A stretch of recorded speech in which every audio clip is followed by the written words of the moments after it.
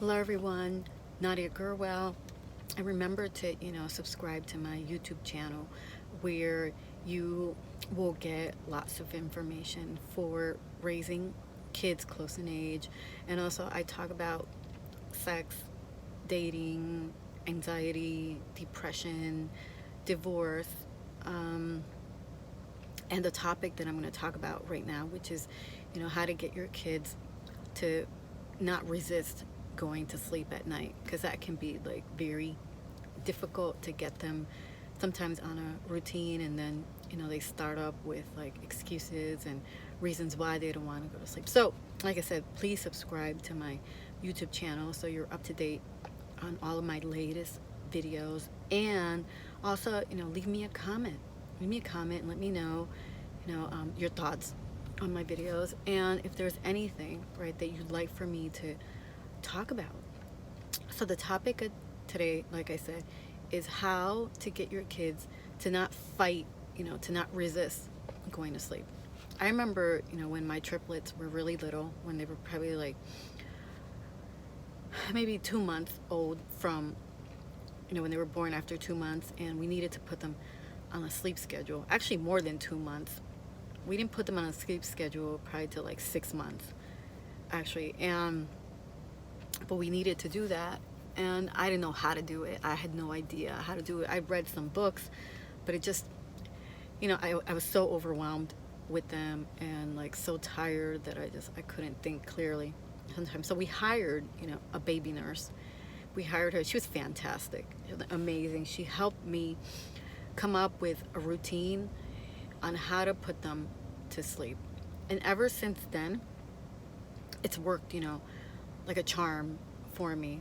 So I'm going to give you some tips here that will be very, very invaluable for you as a parent if you're having a hard time getting your kids to sleep at night, which I'm sure a lot of parents do, because sometimes I still do with my kids, even though they're bigger now, they do fight it quite a bit still. So one is that, you want to establish a regular routine with them, which means, that you do the same pattern of activities every day before they go to sleep without skipping a day. And I know sometimes, there will be exceptions.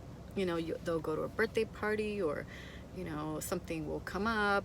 And I understand, but if you are consistent about it most of the time, then it'll be easier for them to go to sleep. So what does this routine include? It includes, right, giving them dinner at an earlier time, which I've always done.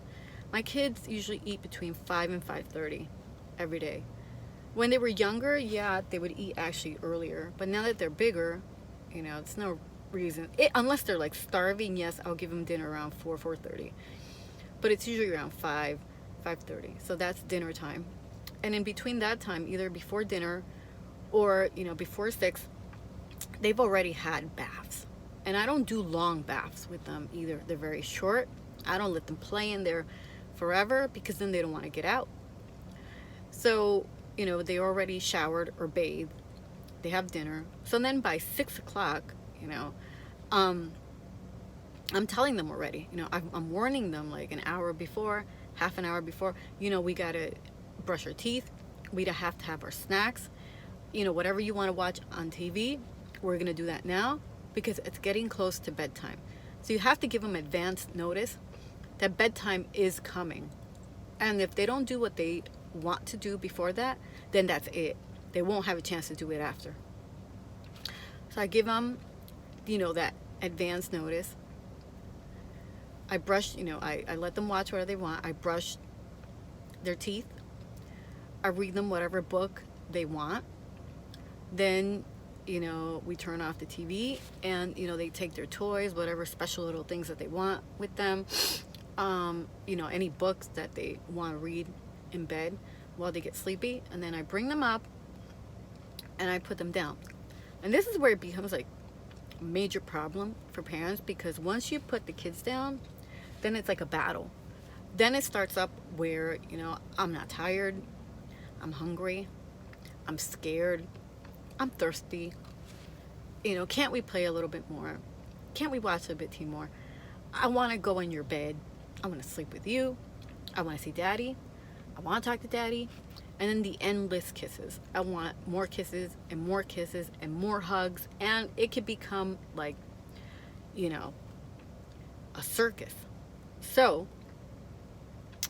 once you establish that routine, right, and you get them up there, you have them pick out, like I said, if they haven't bought it with them yet, a special book that they like to read, and keep it like, circulating the books. Don't give them the same book every day because they're going to remember. So if they have like a variety, a different selection of books, then it's going to be interesting to them to see a different book every time they go to sleep. But I had another, couple of tips around here. One, you want to be supportive. If they're telling you, right, like my Charlotte says, Mommy, I want to go to sleep. I have bad dreams. There's monsters, blah, blah, blah. You have to be very supportive and say to them, you know what? No, honey, there is no monsters. We have the night light on. You're going to be okay. It's going to be nice for you to go to sleep. So you have to be supportive and affectionate towards them. Give them lots of kisses and hugs, but don't overdo it either. This is where also it becomes a challenge because the kids know. They know that, like, if they cry a lot, if they scream a lot, they'll get what they want. And if you continue giving them that, then bedtime will never come around. You give them a few kisses, you give them a few hugs, and then you say, now I'm leaving and I'm not coming back.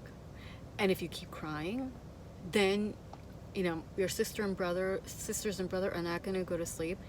And even though you continue crying, I'm not coming back. So that's another point in there that you have to be really, really, when I'm talking about firm, you have to be really firm with them. And when you say something, you do it and you mean it. So if you say to them, this is the last kiss, then this is the last kiss. If this is the last hug, then this is it. If say to them, I'm not coming back, then you're not coming back. They might scream. They might say, Mommy, I don't like you. You're so mean. It doesn't matter to me what they say. What I'm more concerned about is that they get a good night's sleep. So they're happy the next day, so they're healthy, and they don't have depression, anxiety, obesity, they're overstimulated, they can't fall asleep, because that's what happens when kids don't sleep enough, just like adults. They don't function right. So you have to be, like I said, supportive, affectionate, and firm with them. Let them know that you run the show. They don't run it. It's you. You make the rules. You tell them, what they have to do, when they have to do it. And they're not going to like that. Of course they're not going to like that, because they don't like to be told what to do after a certain age. But as a parent, it's your duty to do that. Now, a few more tips that I want to give you here before I finish the video is, when you're doing that routine, before you put them to bed, either it's in the living room, playroom, whichever room, that they're hanging out a lot. One, you don't want to give them sweets, and I've said this before, you don't want to give them any kind of sweets 2 hours before bed. You don't want to give them chocolate, soda, candy. I don't give them anything that has sugar in it. The cutoff time for me is around 5 for them. That's it. None of that, because the sugar will remain in their body and it won't let them go to sleep. So you don't want to do that. I give them protein. They're still hungry. I'll give them a cheese stick, a piece of turkey. Yes, I'll give them a piece of fruit. Much better than a candy. So if apples are great, apples help them go to sleep. So I'll give them some cut up apples, maybe some blueberries, something that's like not high on the glycemic index, doesn't have a lot of sugar, that will prevent them from going to sleep. Another thing, you don't want to do playtime with them before they go to bed. You don't want to be wrestling. You don't want to be jumping around with them, doing exercises, dancing, music, none of that. None of that. You want to set the mood for bed. Quiet, calm, some TV that they like. Let's read some books together. Let's just, take some time here to relax. Basically, that's what you're doing. You're relaxing with them. You're setting the mood. Because remember, bedtime should be like a special time for them, something that they look forward to, something that's nice. And you want to take these steps before they go to bed, and they'll continue this till the rest of their adult lives. And before I forget, another important point is you don't want to make bedtime like a punishment either. So for example, if they didn't behave, if they for whatever reason are getting a timeout or whatever, you don't want to say to them, okay, well, because you didn't behave, now you're going to bed early.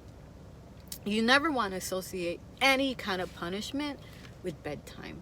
You just don't, because then they're gonna say, oh, I hate going to bed. Oh, now I have to go to bed earlier, and it's such a, oh, I don't like it.